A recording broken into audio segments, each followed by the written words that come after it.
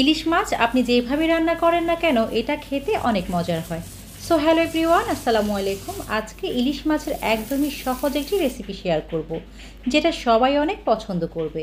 প্রথমে হাফ চা চামচ মরিচ গুঁড়ার সাথে হাফ চা চামচ হলুদ গুঁড়া, স্বাদ মতো কিছুটা লবণ, তারপর 2 টেবিল চামচের মতো সরিষার তেল দিয়ে একসাথে মিশিয়ে নিব।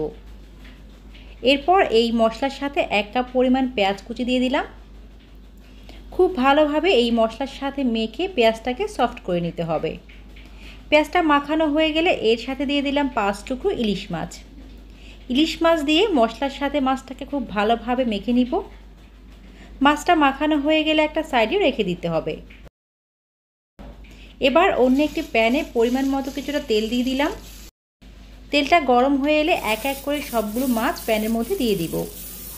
মাছের একটা সাইড হালকা ভেজে নেওয়ার পর অন্য সাইডটি উল্টে দিতে হবে। এরপর মাখানো পেঁয়াজটাকে মাছের উপর দিয়ে এভাবে ছড়িয়ে দিব। অনেকে অনেকভাবে ইলিশ মাছটা রান্না করে থাকেন, তো কে কীভাবে খেতে ভালোবাসেন কমেন্টস করে জানাবেন। মাছসহ পেঁয়াজটাকে বেশ কিছুক্ষণ ভেজে নেওয়ার পর এবার হাফ কাপের মতো পানি দিয়ে দিলাম। সাথে দিয়ে দিচ্ছি কাঁচামরিচ। কাঁচামরিচটা শেষে ব্যবহার করলে ঝাল হয় না, কিন্তু অনেক সুন্দর একটা ফ্লেভার আসে।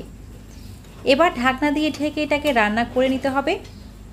মাছটা যেহেতু খুব বেশি ভাজা হয়নি, তাই এটাকে সাবধানে নেড়ে দিতে হবে যাতে ভেঙে না যায়। কিছুক্ষণ পর পর প্যানের হাতল ধরে এভাবে নেড়ে দিতে হবে।